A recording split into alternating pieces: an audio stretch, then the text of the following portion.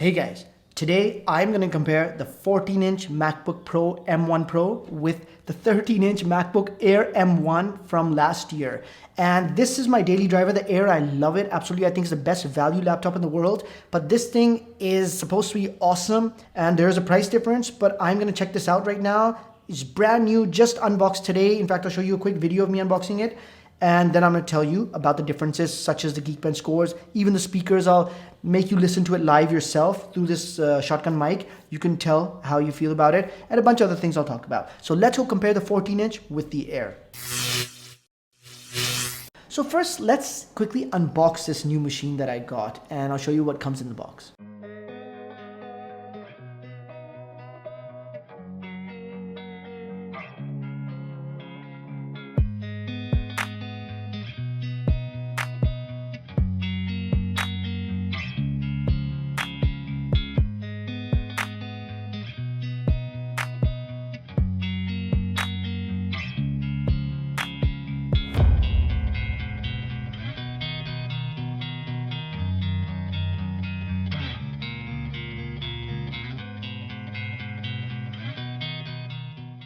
As for the specs, this one is a base model. It's 512 GB SSD with a 16 GB RAM in it, and it's the M1 Pro, as you know. So I tested it being the base model because I didn't want something. It would be crazy to test like an M1 Max with an Air, so I just didn't see the point. This is the cheapest one that you can get in the 14-inch. So obviously somebody who's comparing it with an Air wouldn't look at the very expensive one. They wouldn't compare it. So that's what the specs are. So the first thing I'm going to talk about is the look, and I love the look of the 14-inch. It's just beautiful. I always love the look of the Air as well, but this thing is new, so maybe that's why I'm a little biased. But this black keyboard, it looks absolutely gorgeous. And this very thin bezel screen, which is a 14-inch instead of a 13 point whatever inch, it just looks bigger. And by the way, it is a little bit taller. I don't know if you can tell, but I'd say about a little less than half a centimeter. This one's taller. And yeah, this has the infamous, what do you call it, that drop, what do you call this, dewdrop, teardrop, but it has that little camera section that you can see. I forgot what do you call it, man. It's not a teardrop, it's something else, but it's just eluding me the word. Anyways, the look is awesome. I absolutely love it. The speakers are slightly bigger on the 14-inch than of course the Air, and I'll have you listen to it right now live with my shotgun mic so you can tell how different it is as well. And overall, the look is beautiful. It's gorgeous. Yeah, it's a little thicker than my Air, of course. But then again, this was a beast. This is a beast. And this is also a beast, but it's a mini beast. So I have no problem with that. Now let's quickly talk about the speakers. First, let's listen to a test.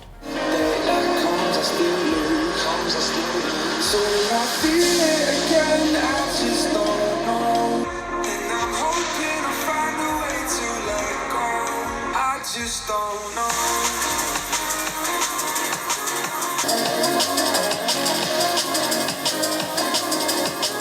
Okay, so we heard the test, and honestly the 14-inch does sound better. It has dedicated woofers in it, and it's louder, slightly better bass and stuff, but not by too much. It's not crazy. To be honest, the MacBook Air M1 speakers are really good on their own. I've been using them for about a year now, and honestly, I've never felt that it's too low or anything. I can watch a movie or anything on them. I actually love them. But yes, the 14-inch does give you slightly better speakers. So that's something if you want to know.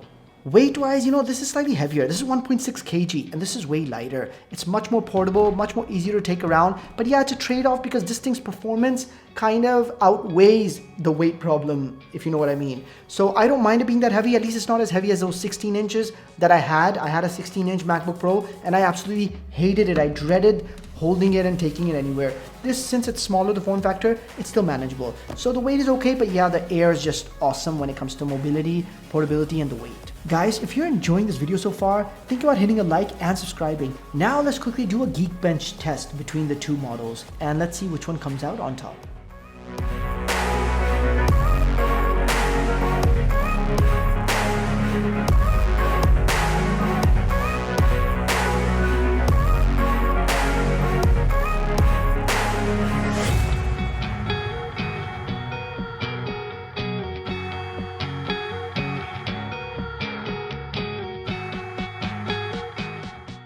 Okay, so it's no surprise the 14-inch did come up on top, but what's interesting is that in single core, the single core test, it's almost the same, it's identical. And most tasks are used when you're doing a light use like you're browsing and stuff, it's just a single core use.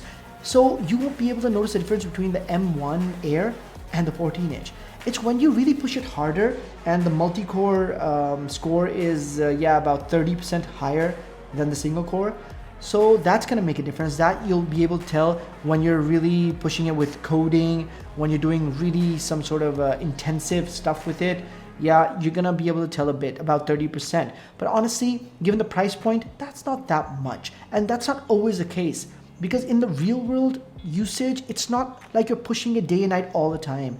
So you will notice it a bit, but the MacBook Air 1 actually is quite good enough for a lot of heavy tasks like Lightroom, Photoshop, even coding and video editing. It's actually very close to the 14-inch, by the way. It doesn't make so much difference if your software is good, such as Final Cut Pro, which I use because it's so like optimized for a Mac.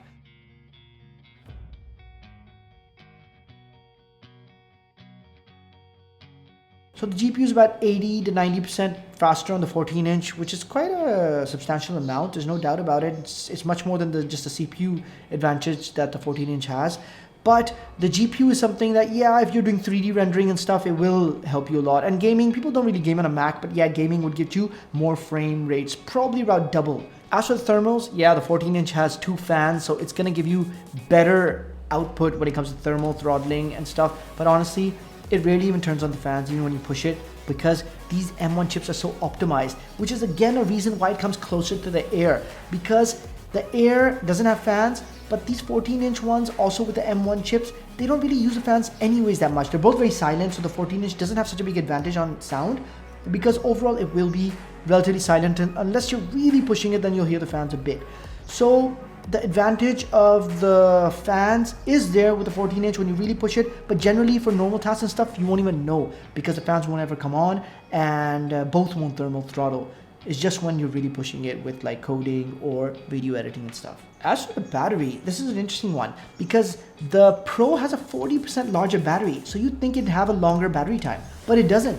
Especially when you're using it for light tasks. It does have a better battery time when you're pushing it hard. So in light tasks and normal usage like web browsing or whatever normal stuff people do, in that the Air will give you better time because it is very efficient, and the screen in the Air doesn't take enough or as much battery, neither does other stuff inside the Air, the GPU exactly. So the 14-inch has a much stronger GPU. Its screen is going to take more energy and more battery. So when you're doing normal tasks, the 14-inch will drain a little faster and the Air will end up giving you more time. But when you push it hard, video editing, coding, that's when the 14-inch with its 40% larger battery will shine because it's so powerful, it is going to do those tasks faster. And when it's done quicker, it'll then go back to normal battery usage, so it will conserve battery. So it will give you larger or more time in battery if you use it for high intensive tasks. So as for ports, as you know, the 14-inch has the old ports back, the HDMI. It has 3 Thunderbolt 4, which is awesome. It has a MagSafe, so you don't have to keep one use plugged in just for energy. You have a separate dedicated one for that, and those 3 Thunderbolts are free. So it has an SD card back. Lovely. I love this that they brought that back, and it wins hands down compared to the Air in this certain scenario. Although the Air has 2 Thunderbolts, and for me they've been good enough. I've been using my Air M1 for so long and I love it. So, but definitely the ports, the 14-inch totally wins, and I think it's awesome for that. Now the moment of truth, value. What do I think about the value?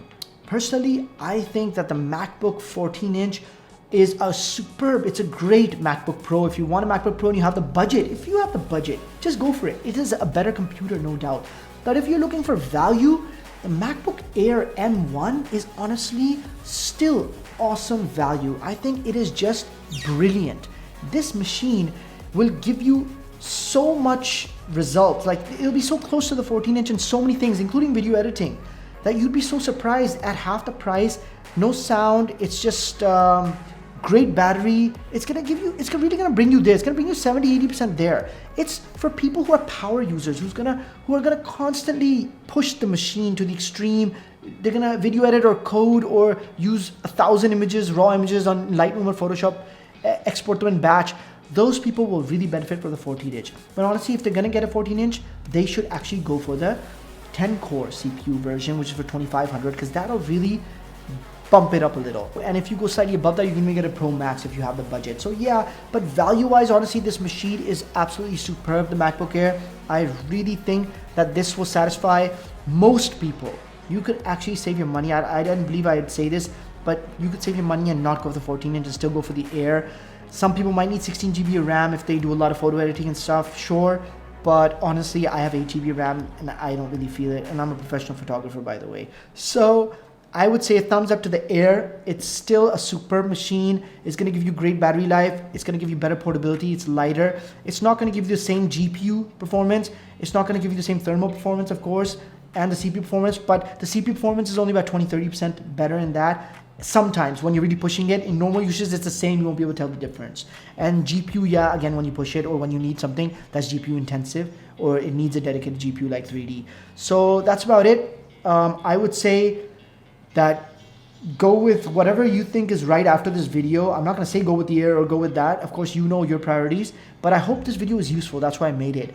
I hope you could get a good takeout from it and it actually comes in use when you're making your purchase decision. And if so, then my video is successful. So hit a like if you want, write a comment, let me know what you thought, and also subscribe would be great. Till our next video, take care, bye.